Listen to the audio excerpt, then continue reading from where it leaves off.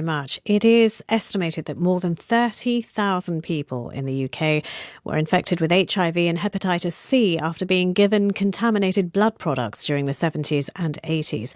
On the face of it, an unimaginable tragedy for the families involved. But was it also avoidable? New documents released today by the campaign group Factor 8 suggest that the government at the time was aware that secret medical trials on haemophiliac boys were going on with the full knowledge that there was a risk of contamination. The parents of the children concerned had not consented to them taking part in these trials. They were given blood product known to be likely infected. The majority of the children enrolled are now dead. It was Jason Evans who found these documents. He founded Factor 8. It's a campaign group representing those infected and their families. He told me more about the details released today.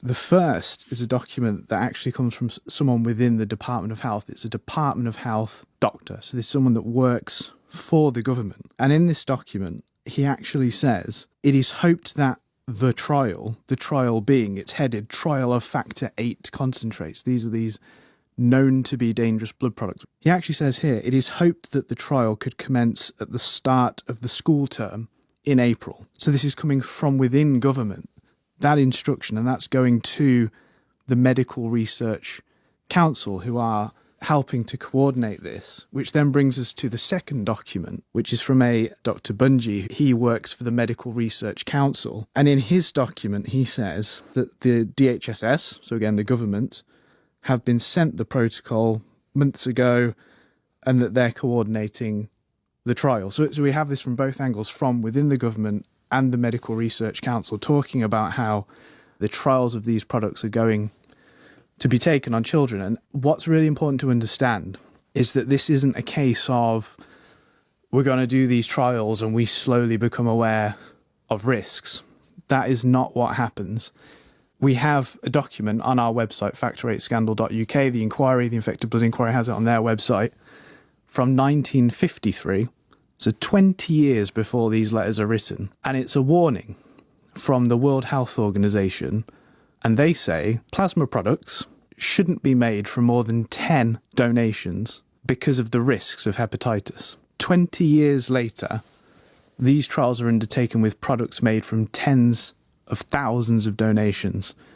And actually what was the case, every single bottle of this product was infected with hepatitis C. Every person given that product was infected, adults and very sadly children and babies as well.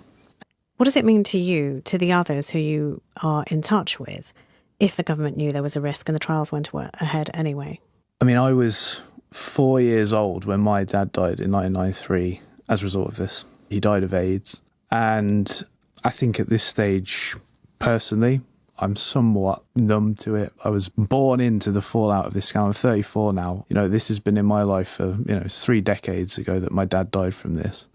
What's really important to me is that we just get the truth on the record about what really happened here.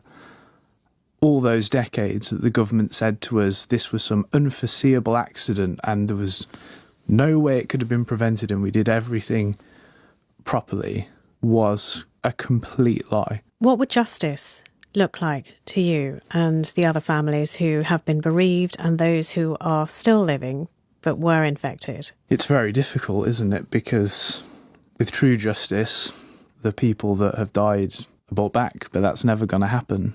I think at this stage, justice redress probably can really only consist of a proper apology and recognition for what truly took place. The financial redress and compensation is very important for people because the financial losses are extensive. Obviously, people lost their jobs, they lost their businesses, but with infections like HIV and hepatitis C, people couldn't get health insurance, life insurance. They lost their homes, they couldn't get mortgages, they didn't have the education and careers. They couldn't, the losses are huge. In terms of individuals being held to account for this, I'll be honest with you, I think a lot of the bad guys in this story are dead and for the most part lived long and happy lives, unlike the victims of the scandal.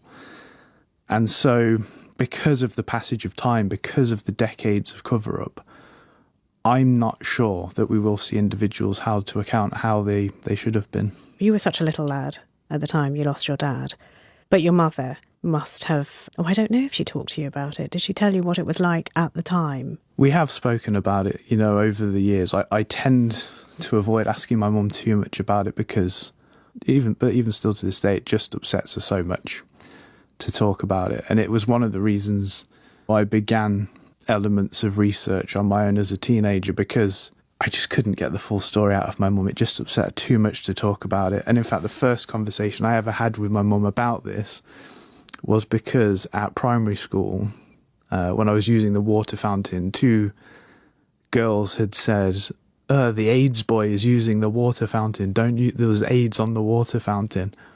And I had no idea what AIDS was at that point. I had no idea how my dad had died. And that was the beginning of it for me. And this ended my dad's life, but it ruined my mum's life to a large extent as well. I mean, at the time when people learnt, my dad had been infected with HIV, my mum was fired from her job. She worked in a local bakery in the Midlands, and the manager was quite open. He fired my mum because he said she posed a potential risk to customers and staff.